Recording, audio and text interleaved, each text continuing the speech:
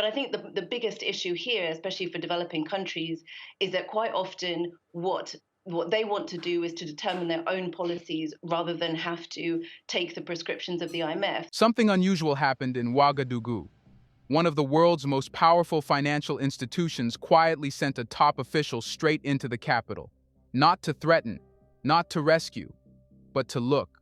That alone should make you pause. Burkina Faso was supposed to be struggling. Security costs were high. Old political alliances were breaking. A young military leader was openly rejecting the old economic playbook.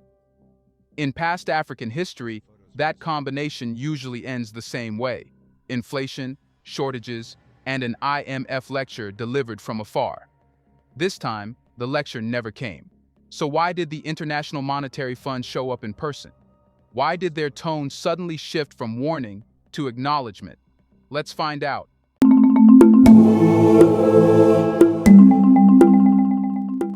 The first reason the IMF showed up is simple, and it's the one people keep dancing around. Burkina Faso didn't crash. That's not opinion. That's not spin. That's the uncomfortable fact that forced the system to pause. Look at the setup Burkina Faso was dealing with. A country fighting armed groups across multiple regions.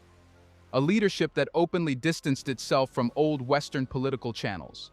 A government is spending heavily on security while restructuring state authority at the same time. In most African case studies, that combination ends fast and ugly.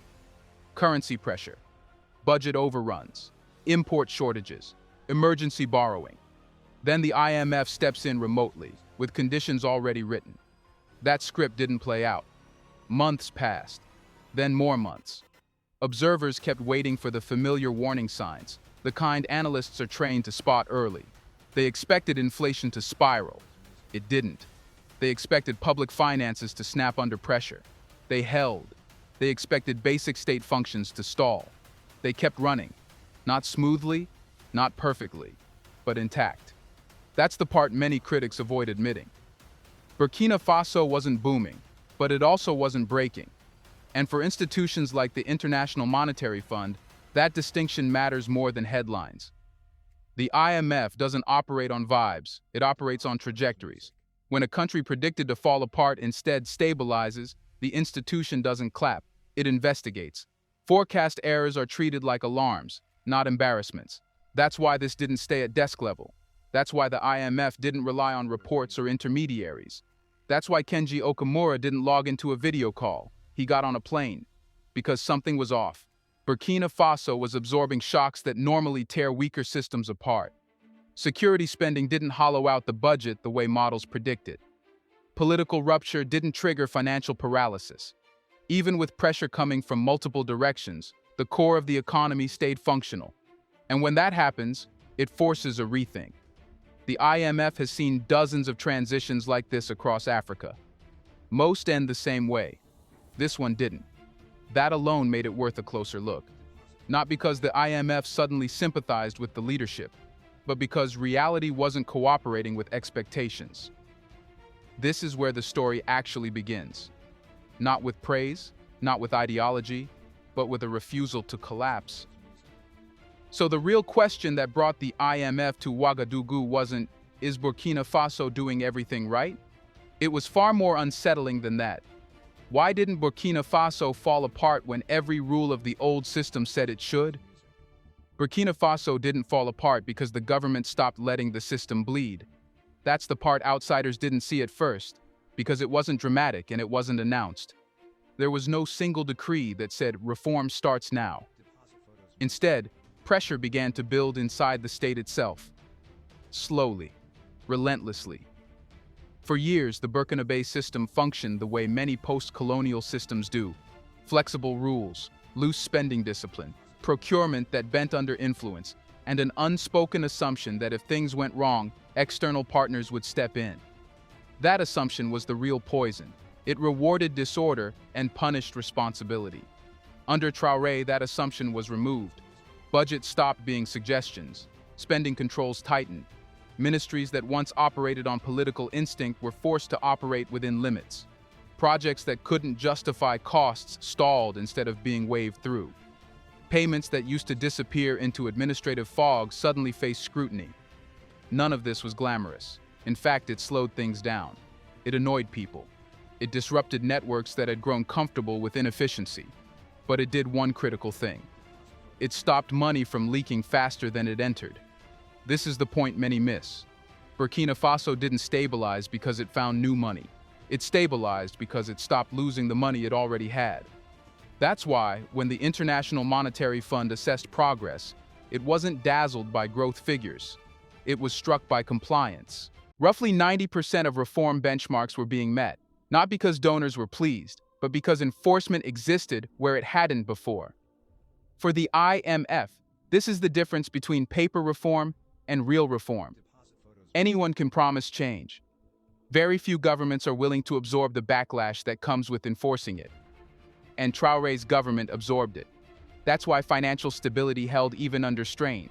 Security spending didn't spiral because other expenditures were controlled. Public finances didn't implode because leakages were closed. The state didn't freeze because systems became predictable, even if they became stricter. This is also why the IMF couldn't rely on assumptions anymore. When discipline replaces dependency, models built on failure stop working. That's when Kenji Okamura needed to see it firsthand. Because from the outside, this kind of internal shift looks impossible. From the inside, it looks brutal but effective. Still, here's the problem. You can tighten finances all you want. You can clean up procurement. You can impose discipline. But if ordinary people start feeling hungry, none of it survives. Austerity without food security has ended more governments than coups ever did. So if Burkina Faso tightened the system this hard, why didn't the streets push back? Because hunger never arrived. That's the blunt answer, and it's the one that explains why everything else held. In Africa, governments don't fall first because of budgets or benchmarks. They fall because food turns political. The moment markets empty, prices spike, or imports stall, discipline collapses. People don't argue with spreadsheets when they're hungry. They move. Burkina Faso avoided that moment. Not by luck and not by emergency aid parachuted in at the last minute, but by making an early, quiet decision. Food stability would not be sacrificed for financial optics. Long before outsiders noticed, the focus shifted inward. Instead of depending on imports that could be disrupted by currency pressure or geopolitics, attention moved toward keeping internal production alive. The priority wasn't abundance or export growth. It was continuity. Keep fields working.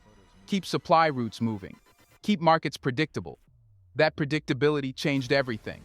People didn't feel rich, but they didn't feel cornered either. Markets stayed supplied. Price shocks were contained. Rural areas didn't empty into cities in panic. Life remained difficult, but familiar. And familiarity breeds patience. This is where many reform programs fail. They tighten systems first and worry about social pressure later. Burkina Faso reversed that order. It protected the basics early, which made discipline survivable. That's why protests didn't spiral. That's why reforms weren't immediately politicized. That's why the state bought time, the most valuable currency during structural change. For institutions watching from the outside, this was unexpected. Tight fiscal control usually triggers social backlash. In Burkina Faso's case, it didn't, because the thing that turns pressure into revolt never materialized. Food didn't become a weapon. That doesn't mean everything was perfect. It means the breaking point never arrived. And for a country under pressure, that difference is everything. This stability had a compounding effect. When people aren't panicking, enforcement sticks. When enforcement sticks, systems start behaving. And when systems behave, numbers start telling a different story. That's when attention shifted again, this time to a sector that had always been there, quietly draining value out of the country, because suddenly, one figure stopped people mid-sentence, a figure that didn't represent discovery or growth or investment hype, but visibility. So the next question everyone had to ask was unavoidable. What changed underground that made Burkina Faso's gold finally show up in the numbers? Let's pause for a second to say, big thank you to the Black Culture Diary community, where Black voices, stories, and legacies are preserved and amplified. By becoming a member, you're not just supporting the channel, you're becoming part of a powerful cultural movement. Let's continue. What changed underground wasn't the earth, it was the accounting. Burkina Faso didn't wake up one morning sitting on new gold. The deposits were always there. What changed was something far more disruptive to the old order. The state began to see what was actually coming out of the ground. For years, gold production existed in a fog. Volumes were estimated. Exports were negotiated. Records were flexible. What left mining sites didn't always appear in official data, and what appeared on paper didn't always match reality. This wasn't unique to Burkina Faso. It's how weak oversight quietly drains value across resource-rich states. That fog started lifting. Oversight tightened. Reporting became less negotiable.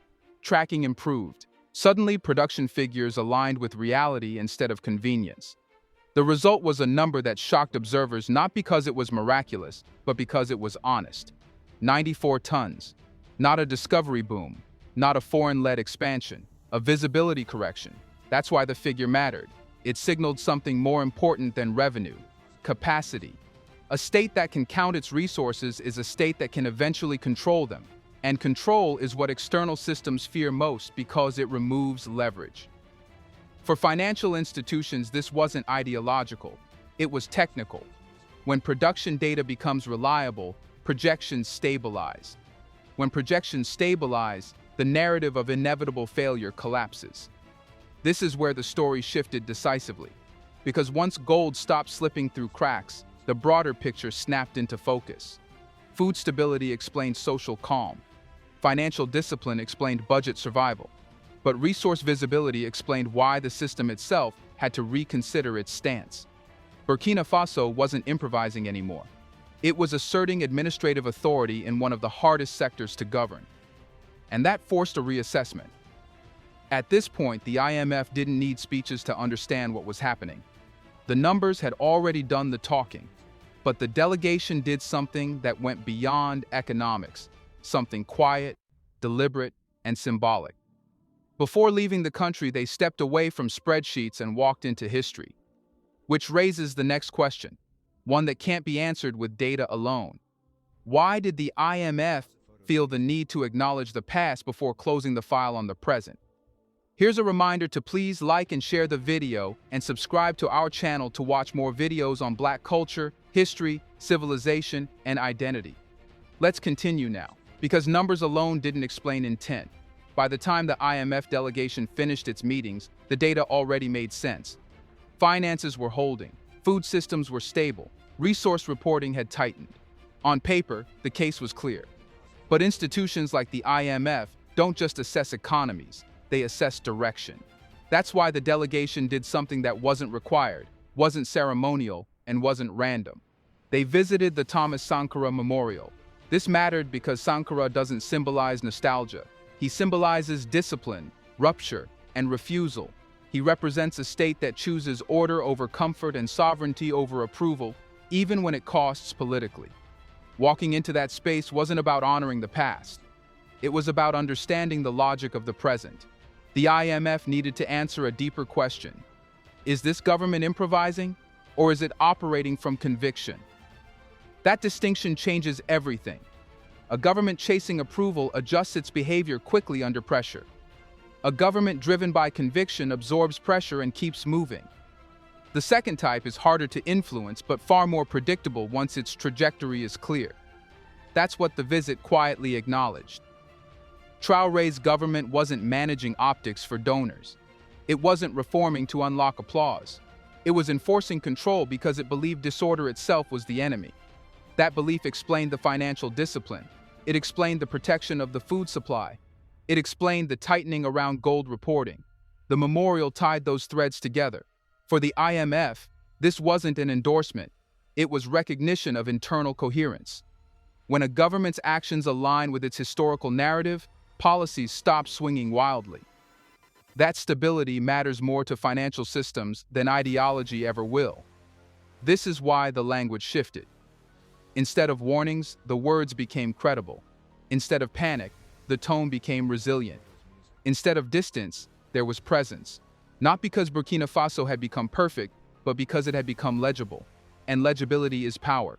At that moment, the conversation stopped being about whether Burkina Faso would survive the break from the old system.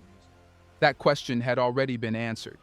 The real question became something else entirely, something much bigger than one country.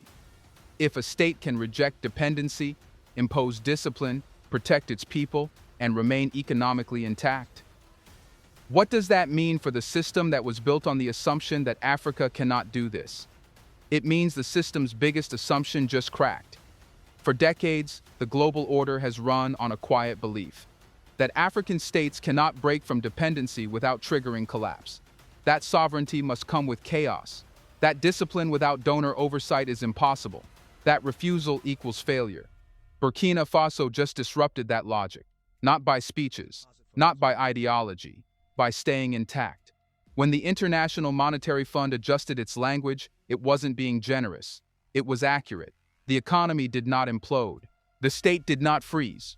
Social pressure did not spiral out of control. Resources did not vanish into fog. The system worked, under pressure, not protection. That's why this moment matters far beyond Ouagadougou. Because once one country proves the rule isn't absolute, the rule loses authority everywhere. Models built on inevitability stop predicting. Leverage based on fear weakens. Narratives that rely on collapse begin to sound hollow. This is why the reaction hasn't been a loud celebration, it's been quiet discomfort. Critics now struggle to explain what exactly went wrong. They can't say the economy failed. They can't say governance collapsed. They can't say people revolted. So they retreat to vague warnings, future hypotheticals, and moral lectures that avoid the present reality. But reality is stubborn. Burkina Faso enforced control where disorder once ruled. It protected the food supply while tightening finances. It made gold visible instead of negotiable. It acted from conviction instead of permission. And the system noticed, not because it agreed, but because it had to. This doesn't mean the IMF suddenly supports revolutionary politics. It means something far more dangerous to the old order. Africa is learning it can function without constant supervision. That realization doesn't spread through conferences or communiques. It spreads through observation. Other governments are watching, other populations are watching, and younger generations especially are drawing a simple conclusion. If it worked there, even under pressure, then the excuses elsewhere start to sound thin. This is why Traoré resonates beyond Burkina Faso. Not as a savior, not as a myth, but as proof of concept. Proof that discipline can replace dependency. That sovereignty doesn't have to be suicidal. That the old script isn't the only one available. So the final question this moment leaves hanging isn't about Burkina Faso at all. It's this. Now that the system has been forced to admit Africa doesn't collapse on command, who will be next to stop asking for permission? Let us know in the comment section. Will more nations follow Traoré's roadmap? Do you want to watch more videos like this one? If so, subscribe to our channel and press the bell icon next to it. We have decided to bring videos on something nobody talks about: the Black culture, civilization, history, and evidence about how glorious Blacks have been. Thanks for watching, and until the next video, stay tuned.